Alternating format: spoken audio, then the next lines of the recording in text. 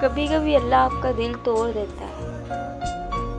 سزا کے طور پر نہیں بلکہ آپ کی رہنمائی کے لیے، کیونکہ بعض اوقات ہم بری چیزوں سے محبت کرنے لگتے ہیں۔ اصل میں یہ وہ چیزیں یا وہ انسان ہوتے ہیں جن پہ ہم اللہ سے زیادہ بھروسہ کرنے لگتے ہیں اور ہمیں خبر بھی نہیں ہوتی،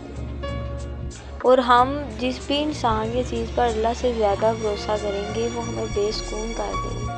اور ہم سے ہمارا سکون چھین لے گی۔ کسی بھی چیز سے یا پھر انسان سے محبت ضرورت کے لیے نہیں کی جاتی، اس لیے اللہ ہمارے دلوں کو توڑ دیتا ہے انہی لوگوں اور چیزوں کے ہاتھوں سے جن کے بارے میں ہم سوچتے ہیں کہ اگر وہ نہ ملے تو ہم مر جائیں۔ آپ کا دل شروع سے اللہ کے لیے بنایا گیا، اور جب آپ اللہ کی جگہ کسی اور کو دیتے ہیں